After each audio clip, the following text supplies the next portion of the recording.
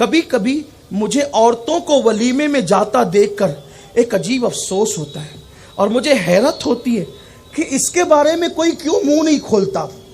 گلا پھاڑ پھاڑ کے تو سب کہتے ہیں عورتوں کا مزار پہ جانا حرام ہے، لیکن کبھی کسی نے یہ بھی کہا کہ ولیمے میں بھی جانا حرام ہے؟ مولوی اپنے اجتماع میں بیٹھ کے چیختا ہے کہ مرد جا رہے شرک کر رہے ہیں، عورتیں جا رہے شرک کر رہی۔ یہ جو بکواس کرتے ہو نا، تو ذرا کبھی اپنی جماعت میں اس کو بھی تو کہو۔ مزار پہ جانا کیوں حرام ہوا؟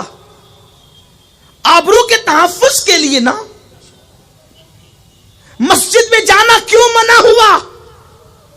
مجھے بتایا جائے جس مذہب نے عورت کی عزت کی حفاظت کے لیے عورت کو مسجد میں آنے سے منع کر دیا، اس مذہب کے ماننے والوں کے یہاں ولیموں میں بن ٹھن کے جانے کا جواز کہاں سے نکل آیا؟ یہاں تو مذہبی لوگوں کی عورتیں بھی جا رہی ہیں۔ اب بات اگر کہی جائے گی تو برا سب کو لگتا ہے، مسئلہ ایک آپ ہی کو سمجھتا، اوروں کو نہیں سمجھتا۔ بہت کچھ سوچ کر بنا ہوں میں دریا کا حریف، ورنہ میں بھی جانتا تھا عافیت ساحل میں ہے، ساحل ہی میں عافیت ہے۔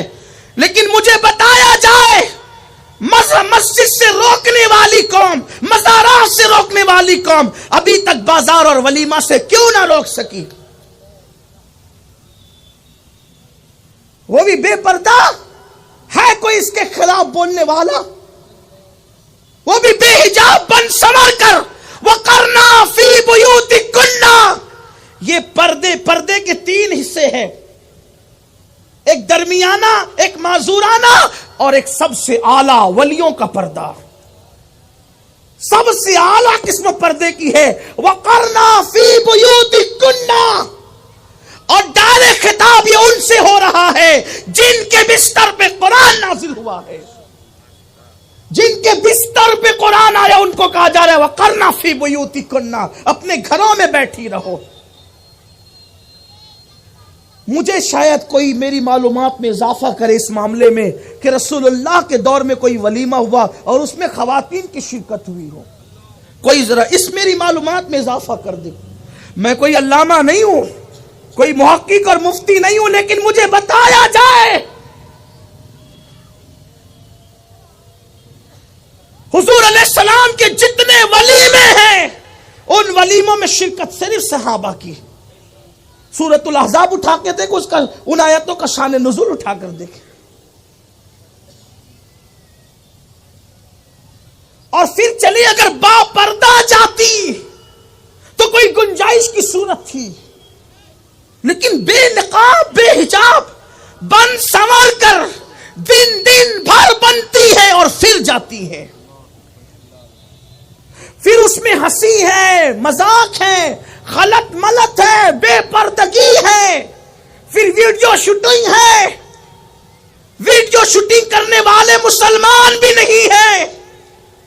مولانا سے پیر جی سے اپنی بیویوں کو، عورتوں کو، بہنوں کو، بیٹیوں کو چھپایا، اور شوٹنگ کے نام پر اپنے گھر کی عورتوں کو ان کے سامنے بے نقاب کر دیا۔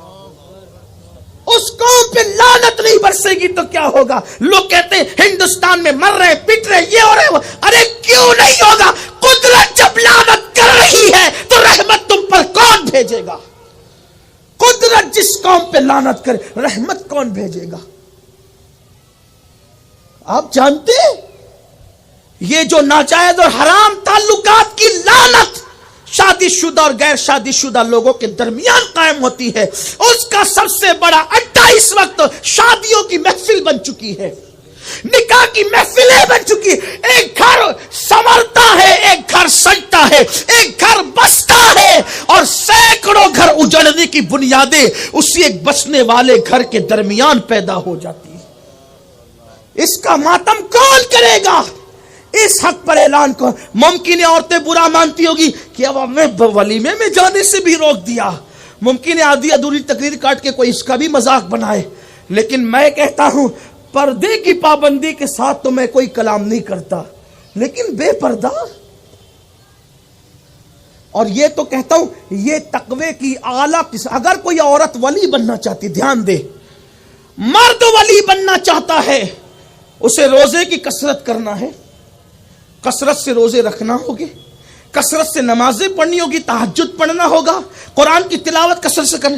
عورت کو اگر ولیہ بننا ہے اسے کوئی نفلی عبادت نہیں کرنا، صرف فرائض واجبات کی پابندی کے ساتھ اپنے گھر کی چار دیواری میں یہ سوچ کر کے قید ہو جانا ہے وَقَرْنَا فِي بُيُوتِكُنَّ، اللہ اس کو اسی وقت مقام ولایت عطا کر دیتا۔ اس لیے کہ اللہ کے رسول نے فرمایا، المعجم الکبیر کی روایت ہے، اللہ کے رسول نے فرمایا عورت سب سے زیادہ اس وقت اللہ کے قریب ہو جاتی ہے جب وہ پردے میں ہوتی ہے، اور قریب ہونے ہی کو تو ولایت کہتے ہیں۔ ولایت اور کس چیز کو کہتے ہیں؟ قریب ہونے